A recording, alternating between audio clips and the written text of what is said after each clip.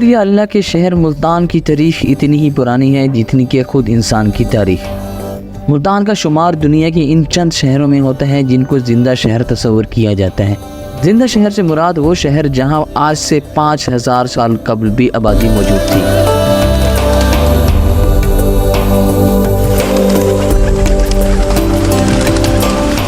शुरू से ही मुल्तान अपनी सकाफत और जोग्राफियाई हदूद की वजह से खसूसी अहमियत का हामिल रहा है। यही वजह है कि कभी सिकंदर यूनानी मुल्तान आता है तो कभी मोहम्मद बिन कासिम मुल्तान को अपना मस्कन बनाता है। कभी मशहूर सियाह इब्ने बतूता मुल्तान में क़याम करता है तो कभी मुगल बादशाह मुल्तान के दीवाने नजर आते हैं। मुल्तान इतनी अहमियत का हामिल शहर था कि मुल्तान के राजा गोरख सिंह का कहना था कि अगर मोहम्मद बिन कासिम मुल्तान को फतह कर लेता है तो इस सारे खित्ते में इस्लाम को फैलने से कोई नहीं रोक सकता।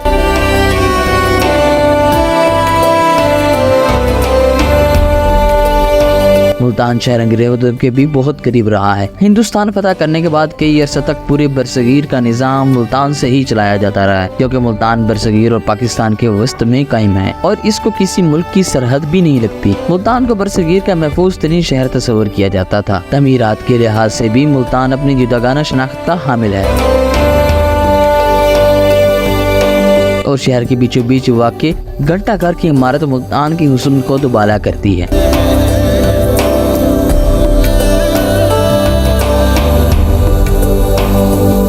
वैसे तो घंटाघर पाकिस्तान के दूसरे शहरों में भी मौजूद है, जैसे कि फैसलाबाद, सियालकोट और हैदराबाद,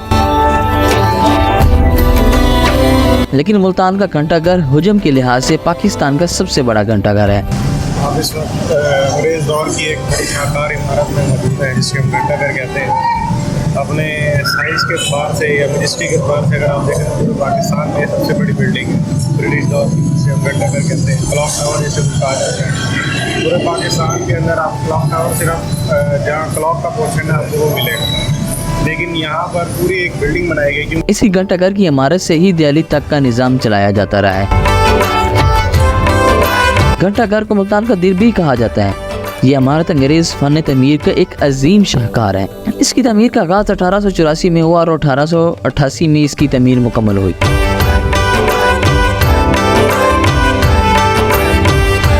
इसकी तामीर पर तकरीबन 2 लाख रुपए का खर्चा हुआ। इससे पहले इस जगह पर नवाब अहमद खान सादोज़ई की हवेली हुआ करती थी।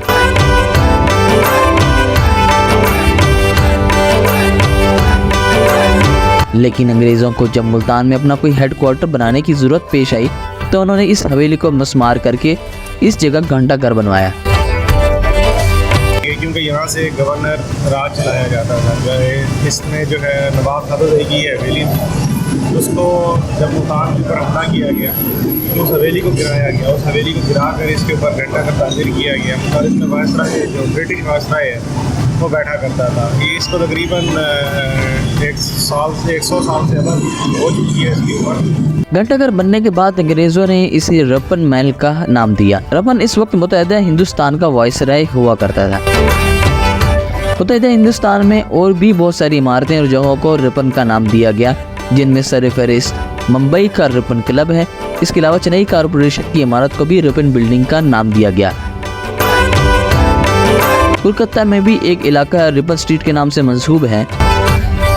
क़याम पाकिस्तान के बाद घंटाघर को जनाह हाल का नाम दे दिया गया। 1947 के बाद इस इमारत को सकाफती प्रोग्राम्स और मीटिंग्स वगैरह के लिए इस्तेमाल किया जाता रहा। इसके बाद इस इमारत को असेंबली हाल बना दिया गया और यहाँ ज़िले नाज़िम का दफ्तर हुआ करता था। आजकल ये इमारत वॉल सिटी मुल्तान के दफ्तर के तौर पर इस्तेमाल हो रही है। ये वॉल सिटी अथॉरिटी का ऑफिस है। 2016 में वॉल सिटी अथॉरिटी को हैंडओवर हुई। 2022 में इसकी तज़ीम आराई शुरू हुई है। जहाँ घंटाघर मुल्तान अपने अंदर एक तारीख समाये हुए है, वहीं ये अपनी फन तमीर की वजह से भी पहचाना जाता है। इसके बड़े बड़े मीनार कई किलोमीटर तक नजर आते हैं। घंटाघर में 3 जानिब घड़ियाल नस्ब किए गए हैं। जिनकी देखभाल दुनिया की मारूफ कंपनी राडो करती है।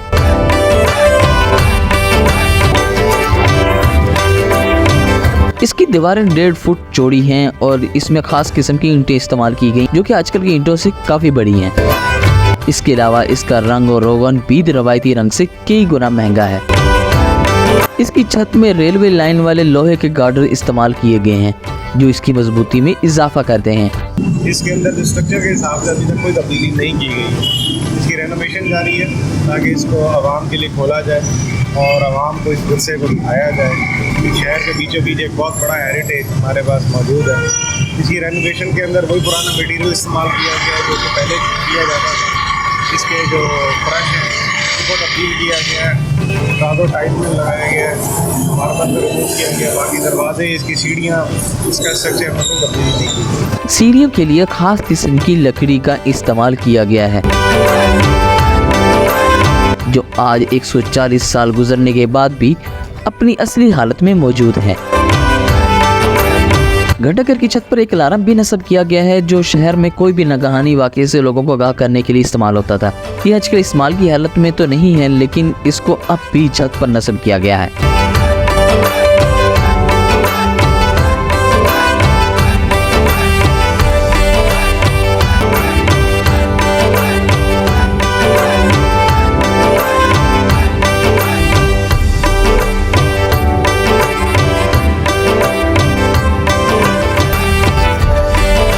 घंटाघर अपनी तमीर के लिहाज से मुल्तान की सबसे बड़ी इमारत है।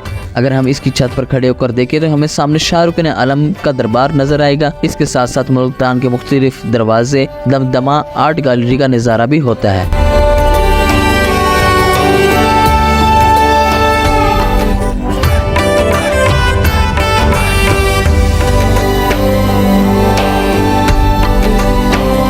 आज 140 साल गुजरने के बावजूद भी घंटाघर की इमारत अपनी असली हालत में मौजूद है और इसकी तज़ीन और आराइश का काम अब भी जारी है।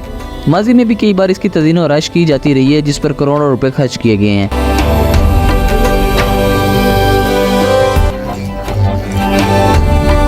किसी इमारत को नए सिरे से तमीर करना आसान तो होता है, लेकिन एक पुरानी इमारत को अपनी असली हालत में बरकरार रखना काफ़ी मुश्किल काम होता है। हर साल घंटाघर की तज़ीन और आराइश पर लाखों रुपए खर्च किए जाते हैं। माजी में खस्ता हाली की वजह से घंटाघर की इमारत कई साल बाद रखना पड़ी। फर्ज की अदम दस्तयाबी भी इसकी बड़ी वजह थी। इतलात के मुताबिक चंद महीनों तक घंटाघर मुल्तान को आम आवाम के लिए खोल दिया जाएगा।